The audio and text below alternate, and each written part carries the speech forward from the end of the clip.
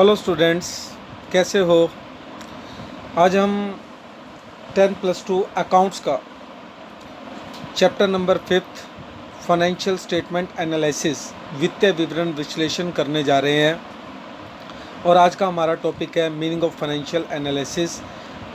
वित्तीय विश्लेषण का क्या अर्थ है, उसकी करैक्टरिस्टिक्स और टाइप्स का वर्णन करें। Let's start. Meaning of financial analysis, वित्तीय विश्लेषण का अर्थ।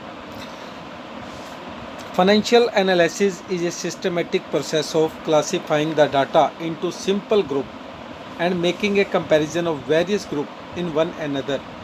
वित्तीय विवरण में दिए गए आंकड़ों का सरल रूप में वर्गीकरण करना जिससे कि उसके महत्वपूर्ण अर्थ निकाले जा सके। Characteristics, विशेषताएं। To present the complex data contained in financial statement in simple and understandable form. एक फाइनेंशियल स्टेटमेंट के अंदर जो कॉम्प्लेक्स जटिल डाटा दिया हुआ है उसे सरल वे में प्रस्तुत करना ताकि वो समझ में आने योग्य बन सके। Second, to classifying the item contain in financial statement in convenient and rational group. Financial statement के अंदर जो आइटम्स दी हुई है उसको उचित वर्गों में विभाजित करना।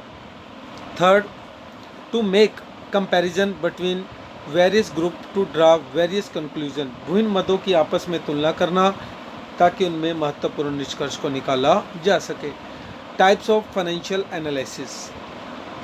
There are 2 types of financial analysis. Financial analysis 2 तरह के होते हैं, एक तो हॉरिजॉन्टल एनालिसिस और एक vertical analysis.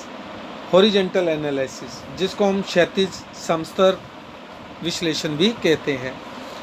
In such type of analysis, financial statement for a number of years are received and analysis। इस प्रकार के वित्तीय विवरण में कई वर्षों के वित्तीय विवरणों का पूर्व मूल्यांकन और विश्लेषण किया जाता है। Figure for 2 or more years are contained in such type of analysis and these figures are placed side by side to facilitate comparison।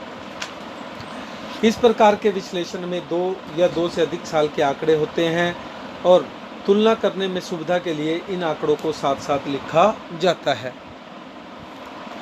Such analysis indicate the increase or decrease in these item not only in absolute figure but not also in percentage form।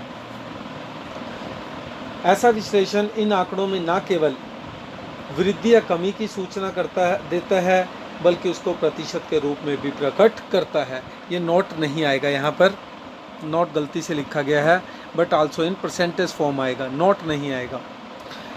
Second, vertical analysis जिसको हम लंबवत या शीर्ष विश्लेषण भी कहते हैं। शीर्ष।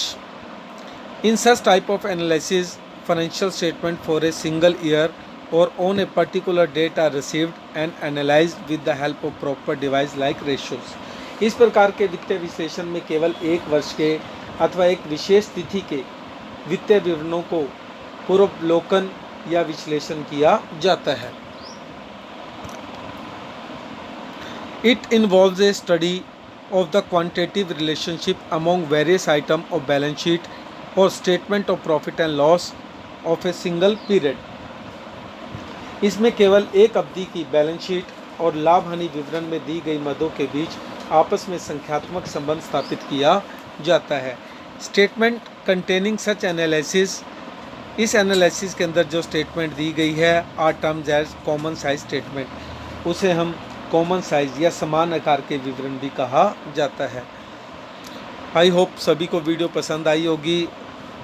अगर आपको ये वीडियो समझ आई है तो इसे प्लीज़ लाइक और शेयर ज़रूर करें। Thanks to everyone.